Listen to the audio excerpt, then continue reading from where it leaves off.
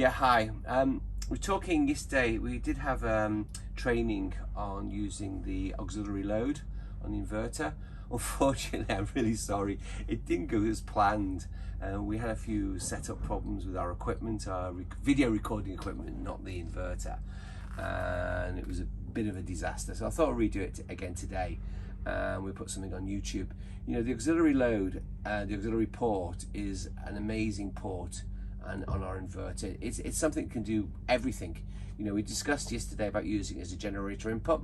Today we want to use it as an auxiliary load. In other words, you can use it for two different functions as well as a generator.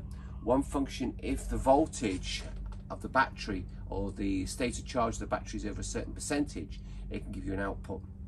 It can be used for two reasons. One reason, you can use it to, for example, if it's a sunshine day, the batteries are fully charged, everything is all good, and what to do with the power. So you can switch it to your hot water geyser, maybe an air conditioner, maybe whatever. So you can use the power for something other than waste it. And of course, you can use the auxiliary load as a reverse. You can use it as your non-essential load. For example, if you're running fully off-grid, you may choose your auxiliaries to be non-essentials. So if the battery is, say, for example, over 50%, then the non-essentials will work. And if the battery drops below 50%, that's just an arbitrary figure, then the non-essentials switch off, but you still got your essentials. You've still got your lighting, your security systems, and whatever.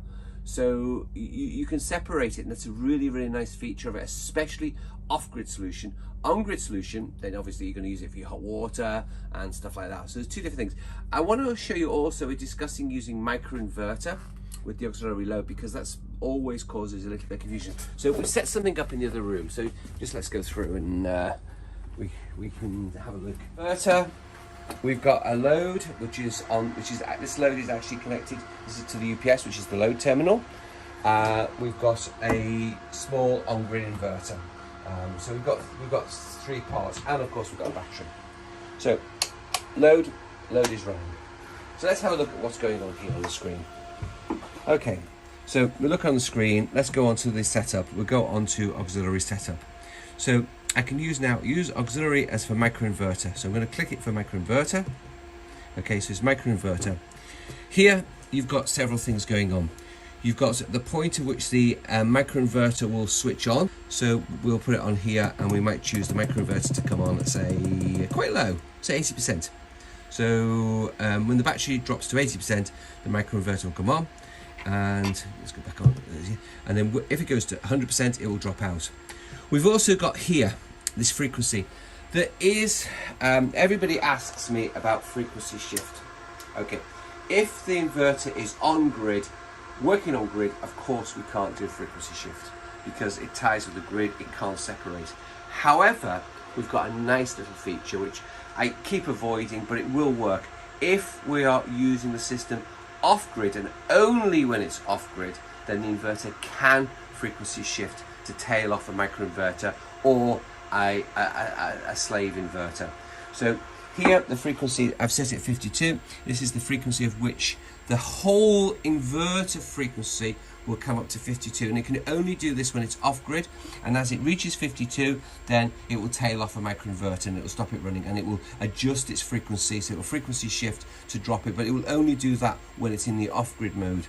If it is on grid, so you've got 0 export, if it is an on grid coupled, so if you're coupling it on grid, then that function will not work, because as I tried to explain before, the grid connection, the auxiliary connection, and the load are essentially all on a common bus bar, which is controlled by relay. So they're all on a common bus bar. So in this particular function here, you see the microinverter, and what the microinverter will actually do, the microinverter will supply the load. The inverter can only do one or two things. It can either charge a battery or discharge your battery. It can't do both. So you can't have the microinverter, some of the power of the microinverter charging the battery, some of it supplying the load, and the inverter supplying the load, because the inverter has to reverse. So that's very, very important to remember that. but it's a nice feature. You've got a microinverter, sun is shining, it can give you more power to your load or whatever. It reduces the use of the battery, and your solar panels maybe just charging your battery. So you've got two different things going on.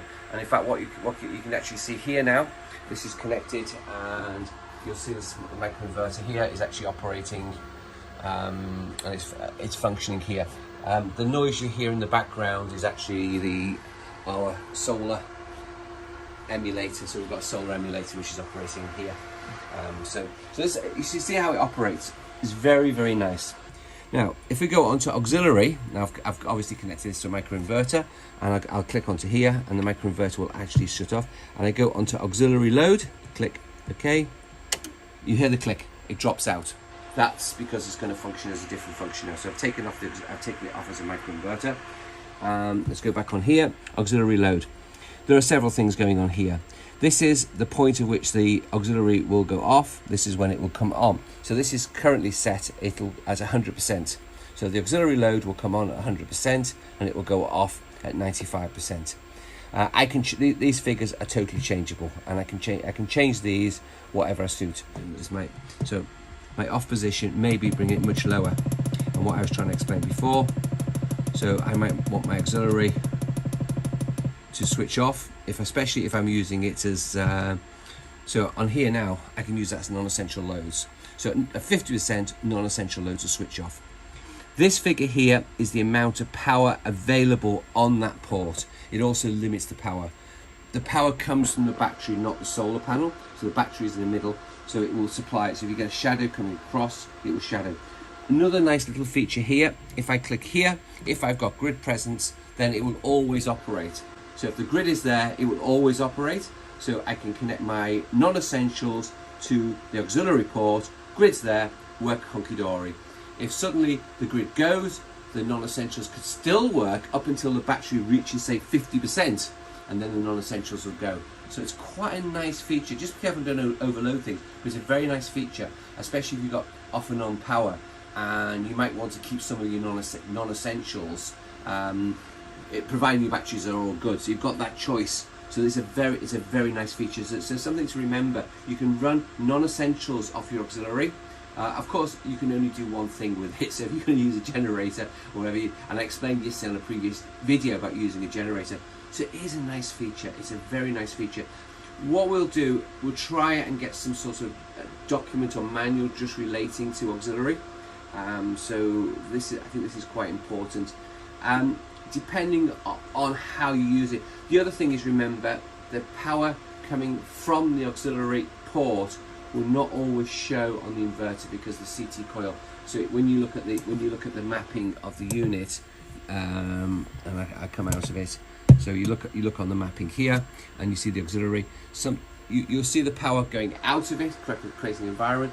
But sometimes when you're running for a generator, especially on a generator port, you can't measure the power of the generator because it's going straight to the common bus bar and back out again. So what we do on our system is measure the time it's running, especially on a generator, and that shows on the bar chart as well. I hope this is useful.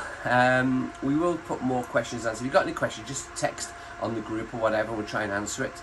But I apologise for yesterday, the training video didn't go down very well, so should be better, but it's a great feature, especially off-grid. You know, and I always thought about this, you know, especially when we're using on very remote locations, because energy is important. You don't want to use all your energy up and suddenly be in the dark if you're running off-grid, and having this feature is very, very nice. All right, thanks for watching us, and keep in touch. Cheers.